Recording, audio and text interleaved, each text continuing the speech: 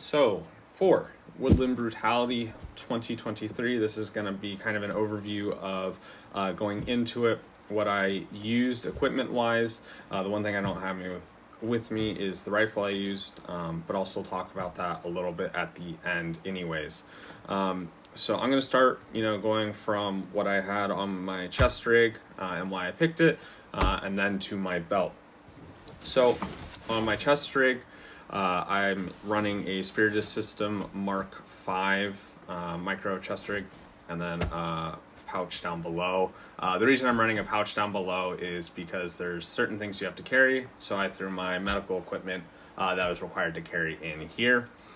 Threw my knife on the side, which didn't get in the way. I will say I did have slings catch on it every once in a while, or my sling catch on it every once in a while. But I'll talk a little bit about what I would change up on this setup in the conclusion. And then I had 3 rifle mags in it and 2 pistol mags. So that's really the overview of what I was running up above on my chest rig. And then if we move on over to my belt. So I was running an AWS belt with Kiwi double pistol mag holders, 1 rifle mag holder. Then I have a Blue Force dump pouch. I didn't use it. I didn't need to retain mags or anything like that, but I do like having some form of dump pouch on me just in case, so that's why I think this one works out really well for me. Then I have an Arbor Arms Nalgene holder. I really like this, and the reason for that is it will fold up extremely tight when not needed. You had to carry a liter or a quart of water on you, so this is what I went with. Overall, it worked great. There is a little bungee cord on top that you wrap around your Nalgene to hold it in place, so I had no issues with retention there. And then moving on to the last part here would be the gun, the handgun, and the holster. So I have it on Safariland QLS setup, and I am running a level 2 retention holster from Black Trident. They are a company in Austria, and I got this holster custom made for me because I am running a Steyr, a Steyr M9A2 MF, kind of a mouthful. I really do enjoy this gun. I like how it sits in my hands. I enjoy the trapezoidal sights, but there's just no real aftermarket in the US, which is why I had to get my holster from Austria. The company that did this are very nice. They had no issues making me one, but it was kind of a pain having to go to not going to Austria, but go to a company in Austria, have them send it over, and get it all done that way, and then having to pay in euros instead of USD and so on. But I'm getting way beyond the scope of this video with that. But this worked really well. I'm thinking maybe next year I'll have this milled for a dot. I think it would help a lot. And then my rifle, I'll put up a little picture of it. So I was running essentially an A4 upper and A4 lower. The big differences are the sight. I'm using a Primary Arms Micro Prism 3X. It was great for the long range stage, which was stage 6. Using the BDC in that was relatively accurate. And then I'm running a Blue Force Vickers sling on that, and the other thing in it would be the trigger, which was or is a Geisley G2S. I didn't feel like paying the money for the SSA, and have had no problems with their G2S. I did previously have a LaRue in it, but the LaRue, while I enjoy it, it's not quite as what I would call comfy, is the best way to put it, and not nearly what I would want for like my quick follow-up shots. If I was running an SPR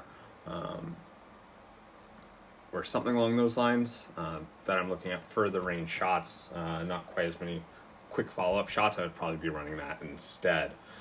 And then the last thing would be ammo. So for my pistol, I do hand load. So I was running 124 truncated FMJs over 4.3 grains of CFE pistol. Had no issues with that. Seemed to work well. And then rifle, I was running 77 grains Sierra Match Kings over 24 grains of tack, which put me within 10 feet per second of Mark 262.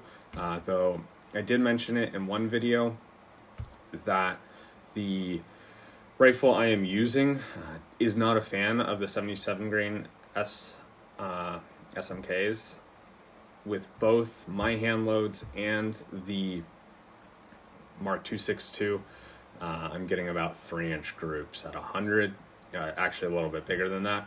I'll put up a picture of some targets that I shot just after the match with those rounds, out of my upper that I ran for this event, and then a friend's upper that he ran for the event, and his grouped much better than mine did.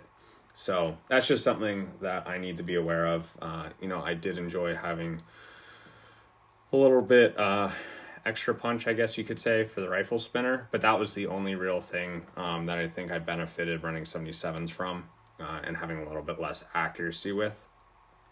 But none of the targets were less than 3 MOA from what I could tell, so it really shouldn't have impacted my scores overall, and everything I missed would have been up to my shooting and not the actual rifle itself. In the video or videos that I'm going to post, there are a few things that I know I need to work on, and I will mention those in the video for training. One is using a rifle that's slung and transitioning to it, or taking the sling off and then loading. It's just not something I'm used to doing, but definitely something that I will need to work on. The other thing is with this Steyr, one, I had the unfortunate event a few times where what ended up happening is you have to drop your mag and put one on a plate, or you miss, and if you miss, you get a 60-second penalty. I had it more than once where I ran out of ammo and had to reload and then drop the mag just for that last shot, which was really annoying and definitely hurt my times. And the other thing that happened at least twice, one on the Casarda drill and then one on the trench stage, was after I dropped my mag, I actually had the casings fail to eject, and my gun would lock like that with the casing held in. So I cleared it before I holstered because I just prefer to have this all closed up when I holster. I think I could have holstered with the casing still there, but I didn't want to have to deal with it. So I made the decision to clear the gun before I holstered it. I didn't have any other issues besides that with this gun. I don't know if it has to do with the extractor spring, the mags being out and not forcing a round out, which could very well help push the round out of the gun, or what exactly, but I haven't had those issues before, so I'm not terribly concerned. I'm not typically shooting with no mag in the gun, so it's not something I would worry about overall. So yeah, that's the overview for Woodland Brutality 2023 in terms of what I ran. And I hope you enjoy the videos that I will be posting of me shooting.